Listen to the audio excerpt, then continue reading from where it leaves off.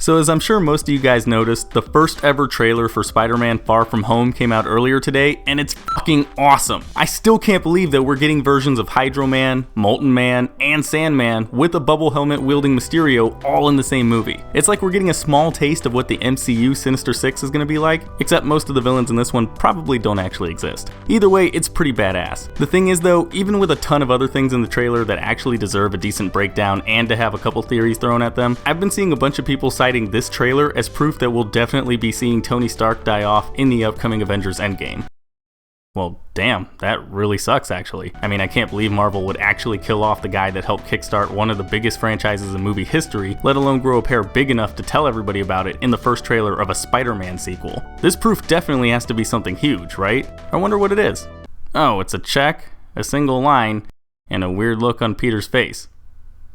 Seriously, that's it? Now look, in all seriousness, I wouldn't put it past Marvel to kill off Tony Stark in Endgame. It'd be a nice and easy way to write off the character if Robert Downey Jr. really isn't interested in carrying on with the franchise past that movie, but I think people are getting a little carried away here. Literally everything being cited as proof that Tony dies in Endgame at some point can easily be explained away. First off, there's that part towards the beginning of the trailer when we see Peter as Spider-Man helping raise funds for what looks like a big charity drive for the homeless, with good old Happy Hogan walking in with a giant check for $500,000 from the Stark Relief Foundation.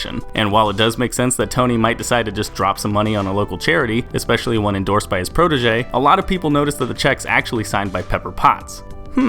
How very interesting. Except, oh no, wait, it isn't. Did everybody suddenly forget that Tony put Pepper in charge of the company towards the beginning of Iron Man 2? You're not listening to me. I'm trying to make you CEO.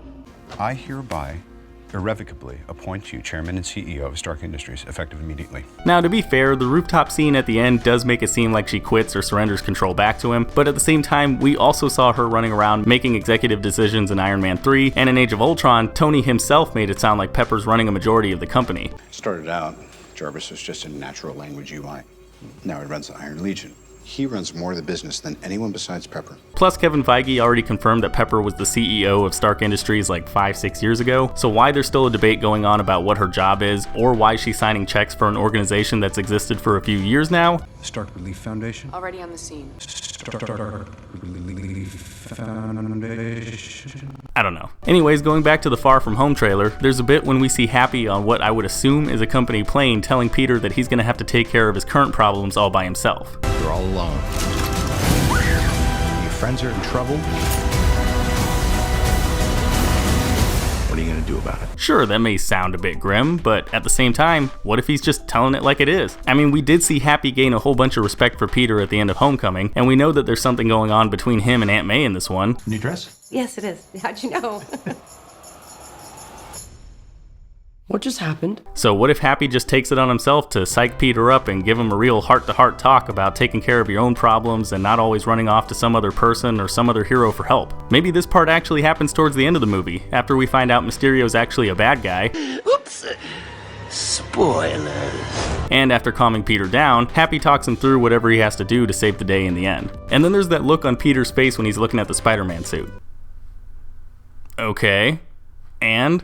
So what? Seriously, this is the weakest argument for Iron Man dying that I have ever heard. It's kind of like when everybody was saying that Thanos was clearly straining against Captain America in that fight in Infinity War because he had a weird look on his face. Like, there's zero evidence backing it up. I mean, for all we know, maybe Peter's thinking about Uncle Ben or his responsibility to be Spider-Man, and he still decides to put it aside to try to live a normal life for a little bit. Gee, I wonder where we've seen that before. All in all though, I'm not saying that Iron Man doesn't die in Endgame, but we really only need two things to refute everything everybody's saying about this trailer proving that Iron Man dies. Kevin Feige already said we'd be seeing Spidey team up with other characters, so of course Iron Man isn't here, and we do hear the students mentioning both Thor and Iron Man while talking about Mysterio, and nobody makes it sound like either of them are dead or missing or anything. Who is that guy? He's like Iron Man and Thor rolled into one. Sure, it's possible nobody knows that Tony's gone, but I think that's the type of thing that his former company and fiance would at least put out a press release for, right? I don't know. I guess we'll find out either way when we get closer to Endgame's April release. But anyways guys, that's my take on whether or not the new Far From Home trailer proves that Tony Stark dies during Avengers Endgame. If you guys agreed with anything I said in this video, or if you have your own thoughts you want to throw out there, then go ahead and let me know in the comments down below. Otherwise, I will see you all next time. Hey, thanks for watching. If you like this video, then go ahead and click that like button, and if you're new, maybe consider clicking that subscribe button too. I've also got links to my Facebook, Twitter, Twitch, Instagram, and Patreon in the description. You should probably check those out too. And if you want to see more of my content, then you can click the link to my last video. It's right there in the middle of your screen. Alright, and I will see you all next time.